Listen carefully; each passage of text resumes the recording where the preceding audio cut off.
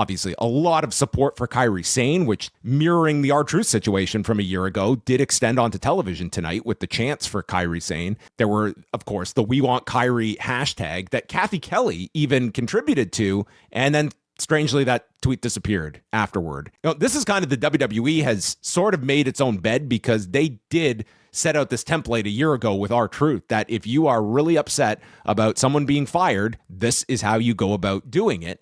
And I mean, last year they did react and brought back R-Truth. I also think this is one where WWE is probably a lot more likely to stand their ground for fear of, again, maybe wanting to empower the audience that much in order to feel like they would just bring anybody back that receives a hashtag. Don't pay attention to anything online, okay? They're just it's just the vocal minority. Except when we say we listen to our audience, and then it's not a vocal minority. So it all depends. It's situational. So very unfortunate, of course. Like, unfortunate for all of them having to, I'm sure, like, wrestle with a lot of heartbreak, at news like this, and having to continue a storyline without somebody who was just there in helping you tell all of it. That's incredibly difficult. I will say, I think, like, to attribute the loss of Kairi Sane to Asuka, I actually think is a very clever way of explaining it. I understand here they're dealing with, like, these are, like, for your creative team, they're not the ones here making these choices. This is thrust upon them, and they've got to make sense on other than the head of creative, we should say.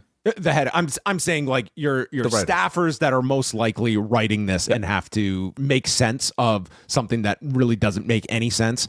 I always feel these things are really sloppy, and this is fine. Like, this is the way they do their business. It's like people disappear mid storylines. That this is not a first. It won't be a last. But man, this is so sloppy. Like, you would never put up with this on any other show where we just, because of budget reasons, we fired a character mid-story and we just have to write them off. And I'm not going to give any, like, praise for how they handle these things when it's their own doing.